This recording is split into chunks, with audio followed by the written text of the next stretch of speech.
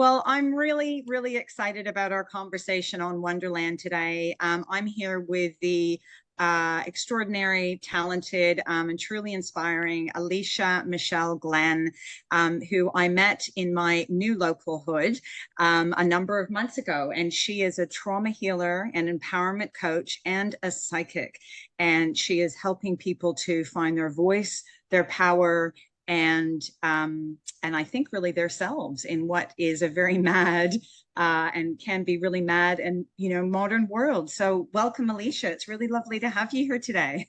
Oh, thank you so much for having me. I was super excited when we met, super randomly and synchronistically, I should say. So thank you for having me on and to share my message in hopes that it inspires people, whoever's listening. So Oh, that's awesome. Well, I've been very excited because every conversation we've had, mhm. we've jumped into some beautiful depths around ancient wisdom and talking about how we can find our way through what I would say is an increasingly, disconnected, difficult world to be living in at the moment. And things are really moving at a pretty crazy pace. And really, I want to start with, well, why don't we start with what makes you tick, Alicia? Like what gets you out of bed in the morning? Oh, the work that I do, I'll tell you that much.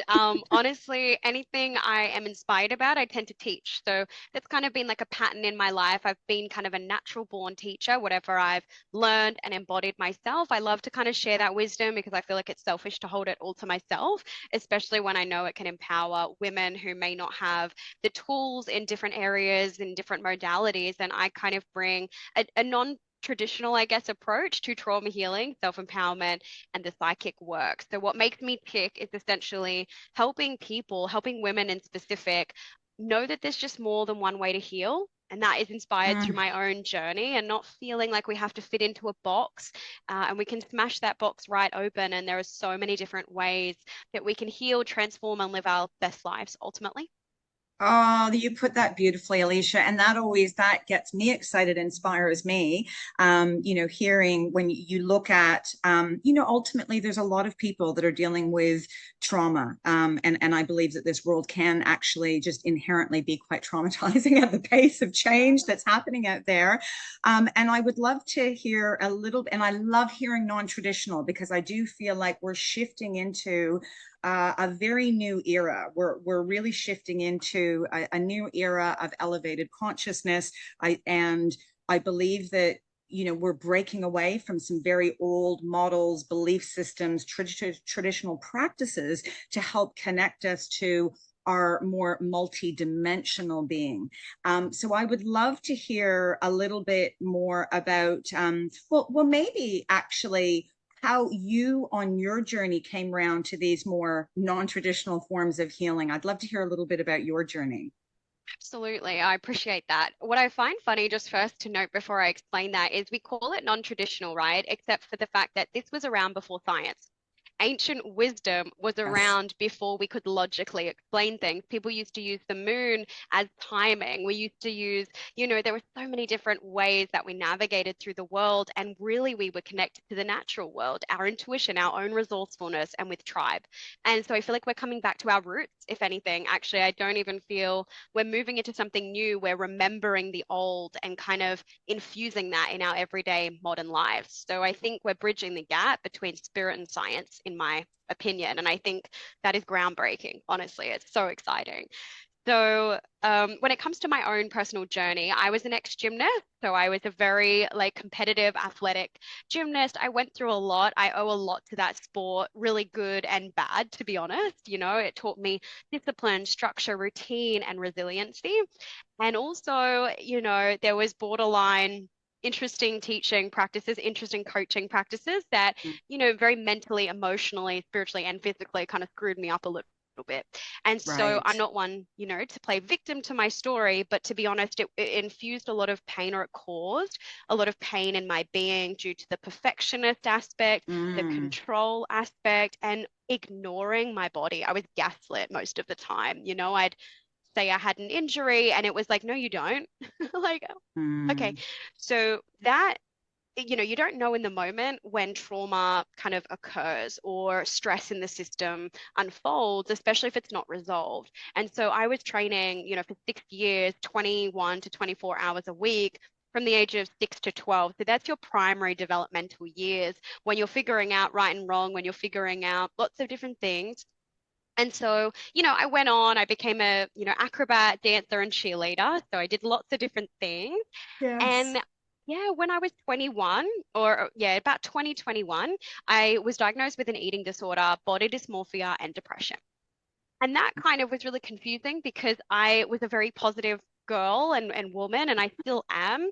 I'm a bit more grounded now, I would say, but I didn't know why this was happening to me. And the first point of call for everyone is usually traditional talk therapy.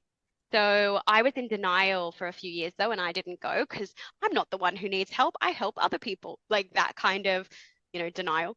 And I so hear what you. happened, right? Like it's often the way, like the ones who need the help most, usually the ones that help others, but we suffer in silence. So, you That's know, it. The wounded healer, right? the wounded healer. Hello, exactly. So I had to wake up to that. But look, I went to a therapist, and to be honest, I found it like venting. Like it was good to vent.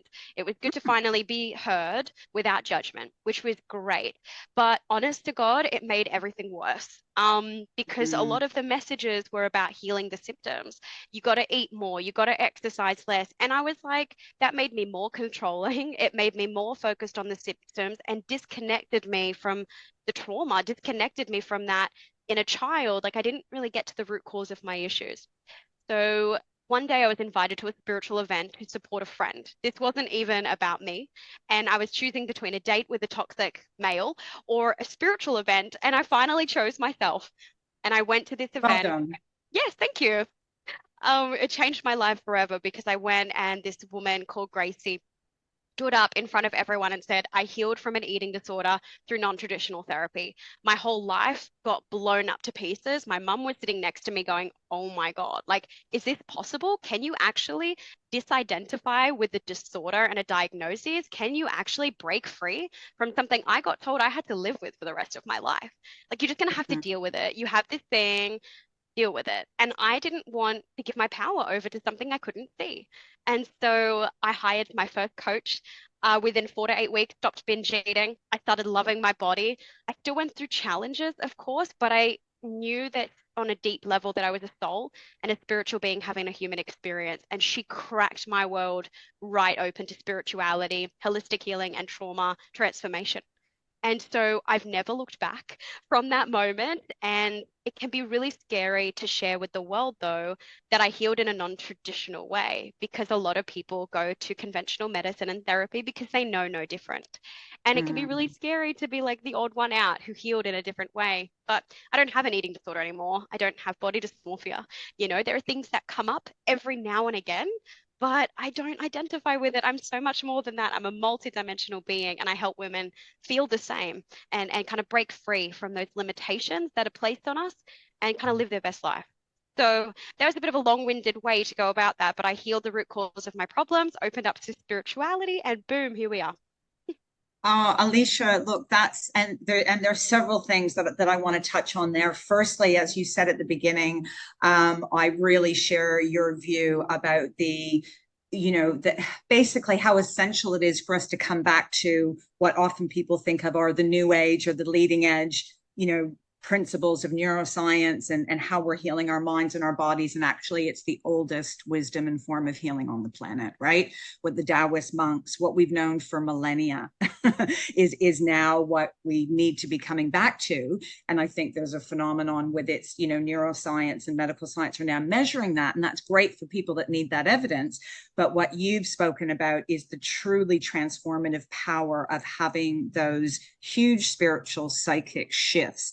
And so, like, first, thank you for sharing your story. That I can share with the audience. We spoke very openly and honestly about how I explained I'd had a lapse with my anorexia, something that I'd battled with my whole life, and found myself coming around to a completely new way of approaching it. And I really coming back in after years of doing sort of traditional training, and then coming back to more spiritual, holistic, somatic healing practices, I feel that we've got this real dichotomy in the world in terms of like, I believe that, what you've explained is it's really possible to do deep healing in an integrated way and break out of the box. But not only did you break out of those belief systems for yourself, I can also appreciate that it was really difficult at times to stand in your truth and stand in your power. And I guess I'm also interested in hearing a little bit more about that, because I've had, in terms of the sort of reactions and responses you get from people when you explained, I've spiritually transformed and this is my life now. So I'm just interested in what your challenges were hitting up against that. That question.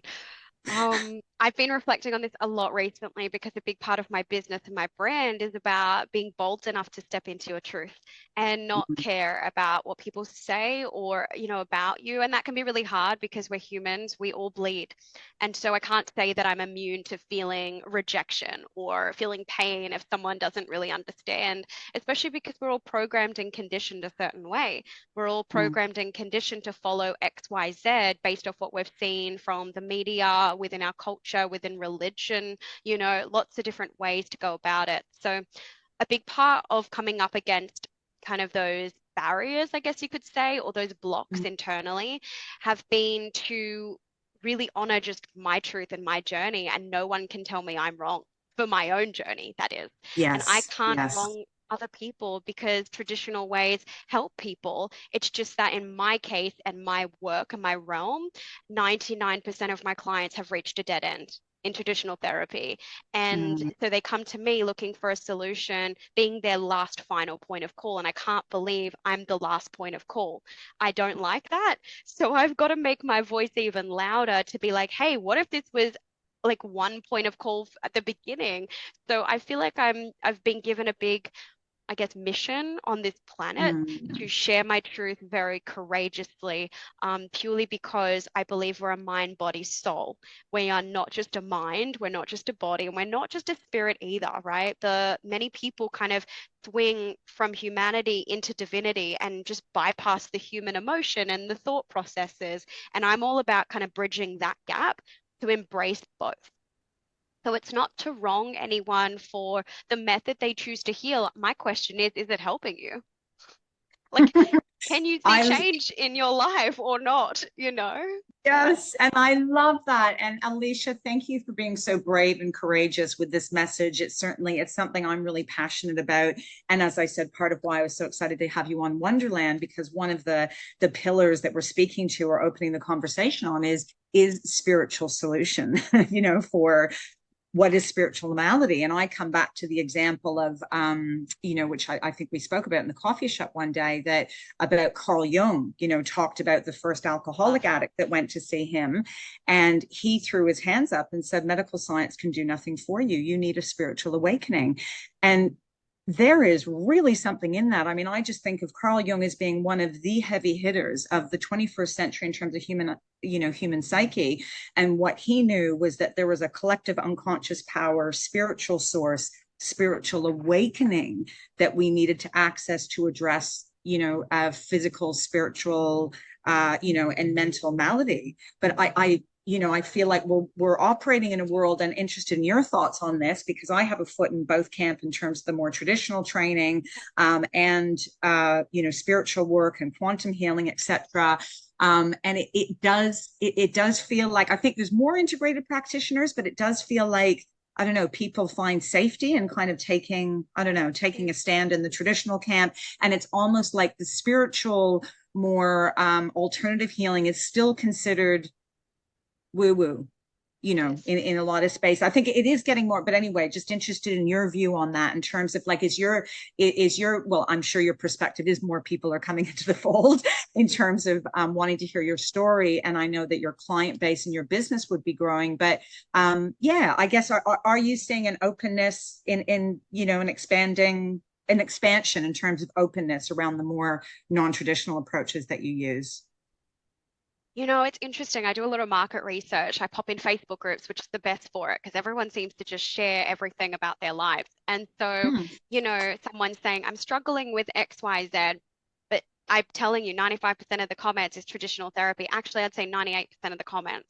So Mm. when it comes to really my physical like environment and kind of seeing my online world within my own personal life, I'm not seeing it as much. However, when we look at COVID, for example, like 2020, the period of that time space, I think that was a big shift for people purely because I think when you come from a spiritual perspective, you're seeing yourself, number one, not as separate from people. So we're all in this together. And I think COVID or, that time reality that we kind of shifted into the new level of consciousness, I guess, is to know we're all together and we're not separate. We can experience similar things, and so we're all together in this even if we feel alone.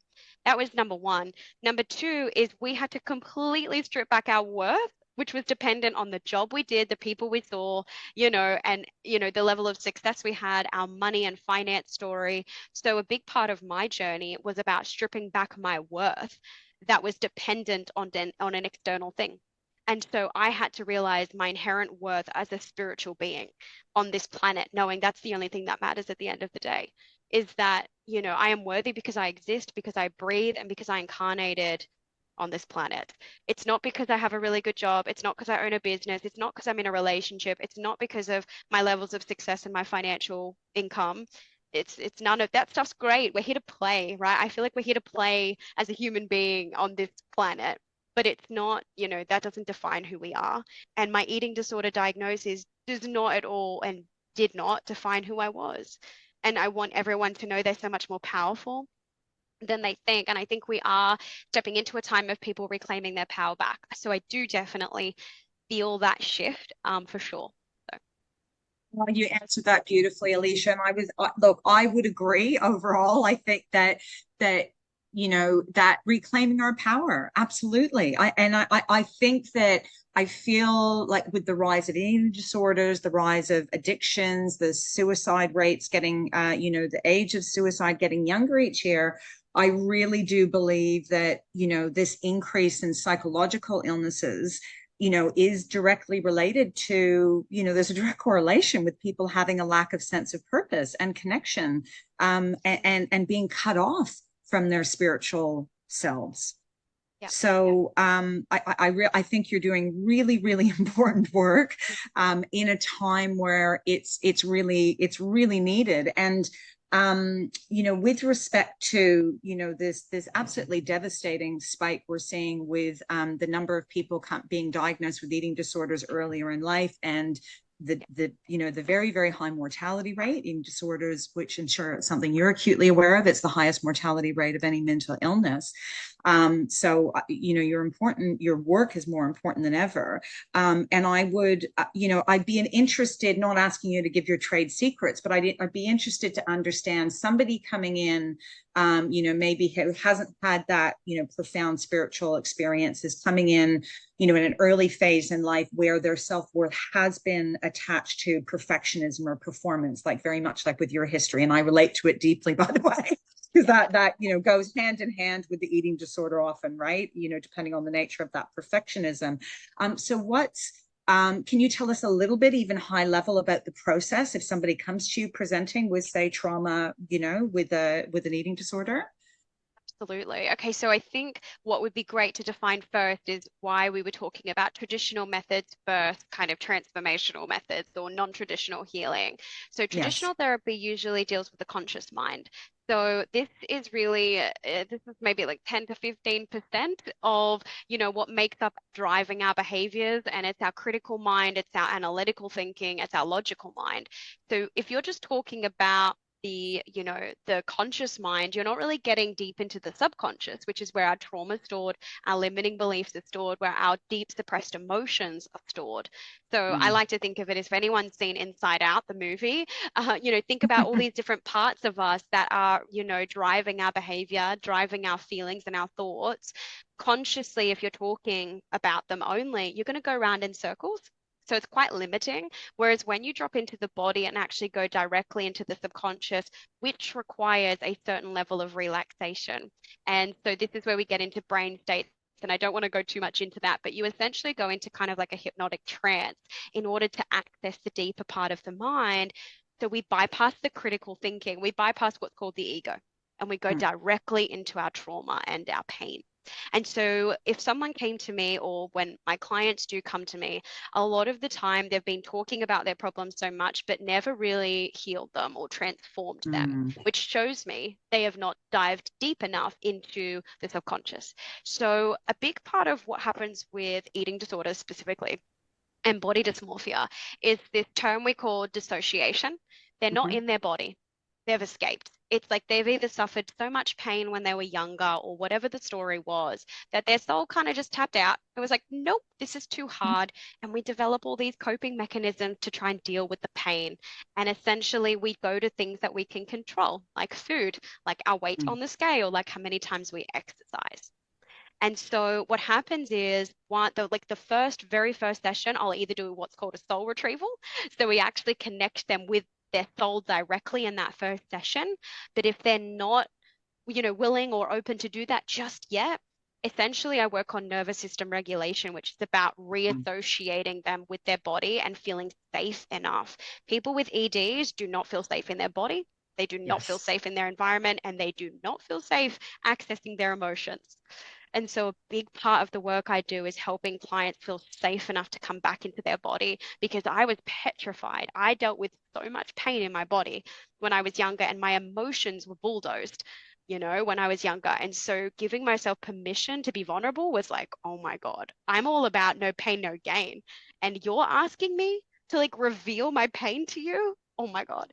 So, one of the biggest things, it's actually not that woo-woo. I do a lot of stuff, Brilliant. that's somatic healing, neuroscience based. So, this stuff's been studied for a long time. Dr. Joe Dispenza is, I believe, a pioneer in, neuroscience and understanding the mind and how it works with the body.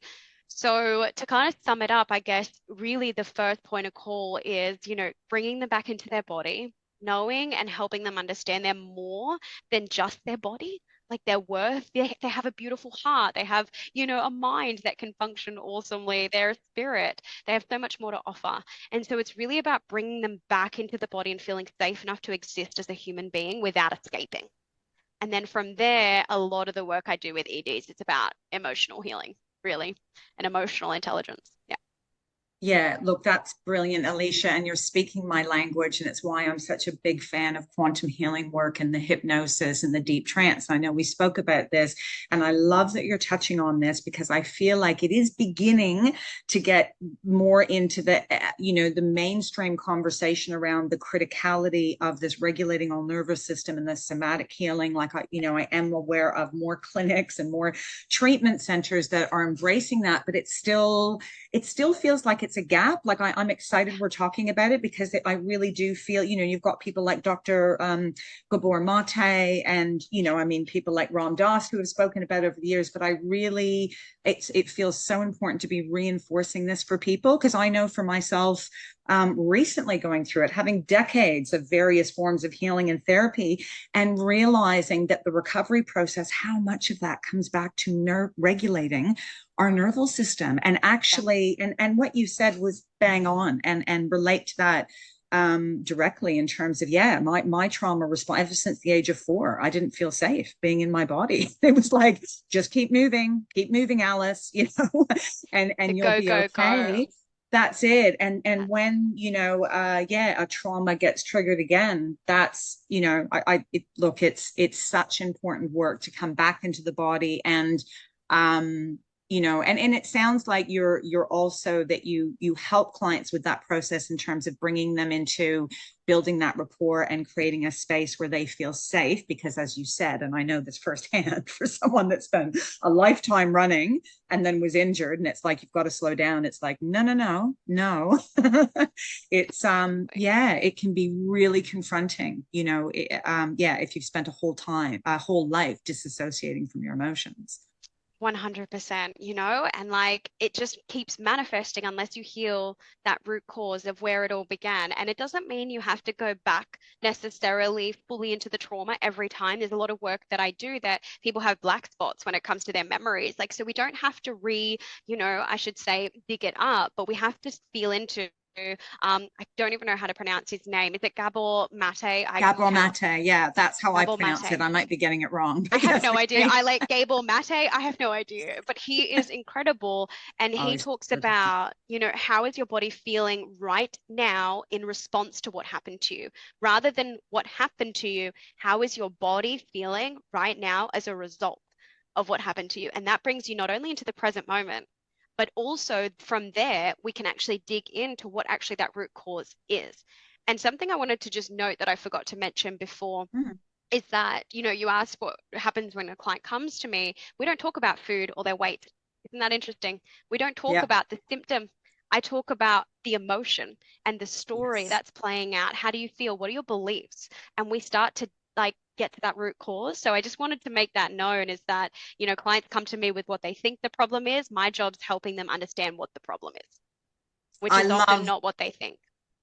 I love that, Alicia, and I love that you touched on that as well because, as I mentioned, I'm opening up very specifically wanting to chat with more people around eating disorders and the recovery from it and finding freedom from it, and busting some of the myths out there Yeah. because I do think that it's still there's a lot of stigma, a lot of shame, a lot of secrecy, and it's such a shame driven disorder to have, right? Like Yeah. it's general, almost all the time related to very deep shame. And yeah, so I like breaking that open for people so that they understand that it's not going to be about, and as you say, if you go to a traditional dietitian, it'll be about what are you eating, what are you not eating, yeah, what's the weight, and as you say, we've actually got to get to what's the crux of it, because at the crux of it, certainly in my direct experience, it was that, I don't feel safe and I need to find something to control That's so it. that I don't have to deal with these emotions, right? We're So trying to cracking outrun our shadow. You can never outrun your correct. shadow self. You're stuck with yourself your whole life. So, I was going to say, and I love that you said that because I've been getting back into my Jungian studies and reading, and I love that, yeah, as Jung would say, the tension of the opposites, right? And it's about integrating that shadow self and not being afraid of it. And of course, the ultimate irony is when we meet that part of ourselves, and it sounds like you give people, a safe, gentle, yeah, accessible way of kind of tapping into that pain and helping them to integrate that into their whole selves. yeah. And I want to mention something too off bat. Thank you for sharing because there's a lot of people that believe in self-sabotage. I don't believe in self-sabotage. Every self-sabotage action is actually a self-loving action, and I'll explain a little bit why that is. Oh, So many please. of us think that there are parts of us that are against us. If you understand the subconscious, it is always trying to protect you. It wants to keep you alive, it wants to preserve the body, and it thinks it's doing what's right for you. And most of the time, it's trying to help you avoid pain. And so Mhm. my eating disorder, I remember going to kind of traditional therapy and you'd give it a name like in a bitch or in a critic. That was self-abuse, actually, that healing technique. Yes. And when I started to understand that, like it makes me want to cry a little bit. And I don't often get like this vulnerable, but that part of me was trying to protect me from pain personally. And so I had to Yes. treat that as an innocent aspect of me that developed a coping mechanism so that a little Alicia didn't have to feel pain anymore. And unfortunately, that did mean that that coping mechanism took over and caused me more pain. So it's a very innocent way that all of these things that you think are against you, your binge eating part of you, the restriction part of you, the part of you that wants to weigh yourself every morning to dictate your worthiness for the day and whether you go out and socialize or not. These Mm. parts of you are innocent. They are innocent aspects of you. You were once a victim of abuse or whatever. We don't want to, yes, probably you were. And so we want to see, like, and see the innocence in that and start to reheal or reclaim or develop a relationship with these aspects of self because they're only trying to help you. And once you realize that, you can start to kind of have this inner harmony that comes together where you, as the adult self, work with the younger aspects of you and kind of, come into alignment, which is what helps you heal. So I just wanted to like share that with anyone who feels like there's parts of them that are against them and that they call self-sabotage parts. These parts of you are so innocent And if you can have a safe space to explore those innocent aspects of you, oh my God, like you will experience inner harmony, inner peace, and you will finally feel in alignment with where you actually want to go. So I just wanted to share that. It, like literally makes me emotional because like people who have suffered the most trauma, they are doing often the worst things, but there's something innocent in that, and they just don't know how to cope properly. So yeah. Alicia, that is gold. I am so moved and I'm so grateful that you shared that. And as it happens, it's something I've been reflecting on a lot deeply recently, about those integrated parts of self. But I love that you touch on the innocence of that part of self, because I think one of the most challenging things continues to be on my journey of recovery from, anorexia, from addictions, from complex, all of it, is that I am still, I can be so abusive to that part of myself. And I love that you bring that beautiful reminder that really it is a very innocent part of ourselves. And as you say, being driven by the blueprint of our unconscious, which makes 90%, 95% of our decisions, right? That part of us. So for me, the compulsive exercise, or, the running around, to not feel that's, working on that, making some good progress. But that is a beautiful reminder that you've made, that really to if we can extend some love and care and compassion from that part of ourselves, because that, I know that, that little Alice is, she wants to stay, she wants to be okay, she wants to be safe, she wants to be, so that was a really loving reminder. And I would say that I think that self-love, and being caring and compassionate about all of those parts of ourselves, it's what it makes me think of is my homeboy Ram Dass, and he used to say that in all of his, and I really loved this, that he said, he worked with, as he was a clinical psychologist at Harvard, for decades, did all sorts of consciousness experiments, worked with gurus, worked with, people in hospices, the death and dying. And he did all of that. And he said, you know what? I haven't lost one of my neuroses, not one of them. He said, but instead of them being these big, overwhelming, monsters, they're these little schmoos, and I can invite them in for tea. And yeah, and I just feel like, yeah, you've given some really beautiful expression. And I really like that idea of that they are parts of ourselves, they're innocent parts, to be integrated and healed. So that's beautiful. Thank you. And look, I love the work that you're doing in the world. And before we sign off, I want to, well, a couple of things. Firstly, if people want to get in touch with you and find out more about your services and the amazing work that they do, where's the best way to reach you? I mean, we'll make sure your links and everything are shared on the podcast, but yeah, how do you recommend that people reach out to you? Awesome. So I have recently created my website. So it's aliciamichelleglen.com.au. And Alicia Michelle Glen, you can type my name into Google or Instagram and I will come up. So that's pretty easy. Just get the spelling right for Alicia and you're all good to go.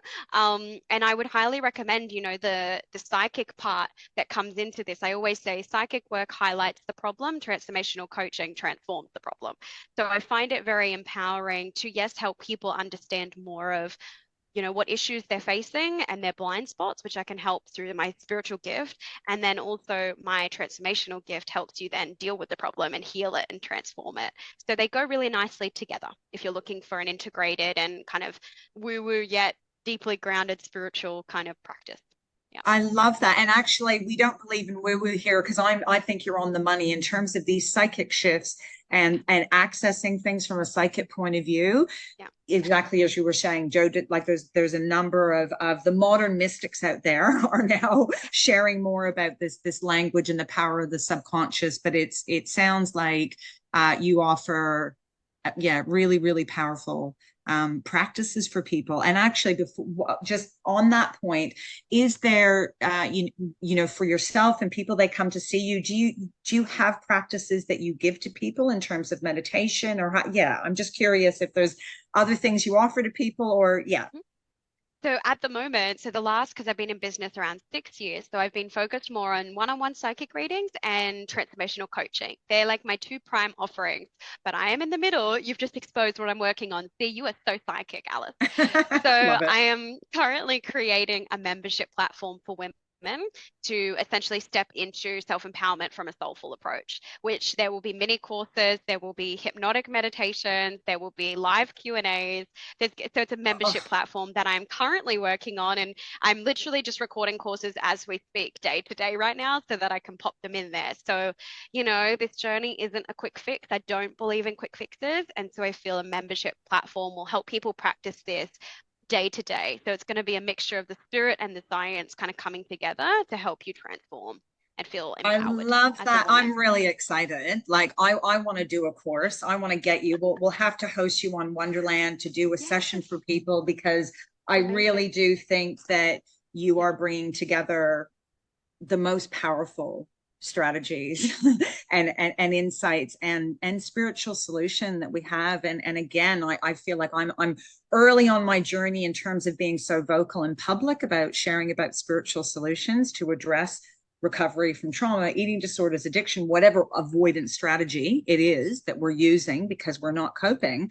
My hope is that we're going to expand on this and we're going to see more people tapping into this because the reality is that yeah, I think if we look at the state of the world, we can't just we can't keep going on the kind of the physical, kind of the more obvious what we can the more obvious measured planes of existence, I guess. A We 100%. need to, we need to tap into a stronger source than that. Spiritual solutions, spiritual and subconscious solutions. Love it. So Correct. good. That's Yeah. exactly it. Yeah. And I love that, anyway, I feel like we I could know. for, but I was going to say in terms of that, because it's interesting. And I think I'm interested to watch and see, as we talk more about psychic shifts and, spiritual awakenings and, accessing things from sort of accessing our healing and transformation through a psychic portal. I'm really interested in seeing how this conversation grows Me out too. there because I do feel like I'm also hearing of more and more people, certainly in the recovery space, that are coming back from decades of doing all sorts of different therapeutic modalities and Jedi mind tricks. I know that was my journey, doing decades of that and then coming around to, wow, you know what? Carl Jung was onto something.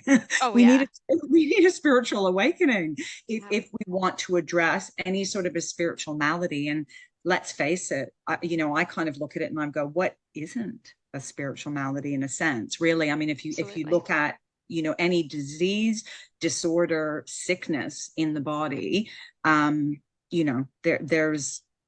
something that needs to come into alignment, right? Yeah. And everything's energy. That's why the spiritual concept of understanding the world is not matter. When you actually zoom into matter, it's all energy and we're all connected. So really, when we address things on an energetic, spiritual level, you unravel the physical. It comes from that. That's like the root, that's the seed, and the physical Oh, is the fruit, right? So, mm, and I love that you said that, and I have to because my latest thing I am coming back to looking at 12-step programs because I find them yeah, fascinating. And I had this revelation. There's something that we talk about in recovery about that you focus on the spiritual and you get things straight spiritual in your life and everything else emotionally, mentally, physically, yep. financially straightens out. And if you say that sort of out in the general public, people are like, oh my God, that's woo woo. And it's like, no, Mhm. it's actually the Yeah, key to unlocking alignment in every area of our life. But I think I'm preaching to the preacher here. I think I understand why that's scary and it's overwhelming because, like you explained on your journey, it also means letting go of these frameworks, these structures, these diagnoses, in these boxes, which have made people feel a lot more comfortable. And I know it for myself as well. I've had certain diagnoses, yeah, and I've let myself been defined by them. But I really believe that you are championing the way for a much more progressive, enlightened, and empowering way of healing trauma and integrating our true selves into our being, Alicia. Thank you. I hope so. That's all I can do, But if we come together and we work together with different types of people and sharing this message, job well done. That's all we can do. Yeah. Absolutely. Yeah, absolutely. So, well, thank you so much for coming on to Wonderland today. And thank you for sharing so openly and honestly about your journey. And one of the things that I want to say is that, I am so impressed, amazed. I think I'm floored at the confidence that you have in your psychic ability, that you have embraced it in terms of, like, as somebody, in their early 50s, I'm looking at it going, wow, so young in life, to be trusting that those psychic gifts and those insights. And I really commend you and I applaud you for that, because yeah, I think it's extraordinary. And I think in the kind of world we're in, it wouldn't always be easy to take that path when you want. Yeah, it's not always easy to take that path. So thank you for modeling it. Thank you. Yeah, like I said, we're human, we bleed. I'm not immune to being hurt by comments and things like that. But, I have to trust in my abilities, the gift that some gifts are a curse as well. That's holding the dichotomy of both, right? And that's what we Oh, learn to do. Yeah. that's it. And I think, yeah, I had a Jungian supervisor therapist once say that to me, that my sensitivity and that truly that really Yeah, psychic insight, both a blessing and a curse. absolutely. But yeah, I believe our souls are psychic. So it's hopefully this is something that's going to be accepted a lot more broadly as we step onto a Great. broader highway of healing, enlightenment, empowerment. So yeah, Alicia, is there anything else that you want to say before we sign off for our listeners? Oh, you know what? Like, just it's all about reclaiming your power and knowing you have the ability to create change in your life. Don't let anyone tell you otherwise. That's probably what I would say. Oh, So thank you. okay, that's awesome. Alicia, thank you so much. What a power note to sign off on. Really appreciate you sharing so openly and honestly, and really excited to share this with all our listeners. Thank you so much for being here today. Me too. Thank you so much for having me. Okay, take care.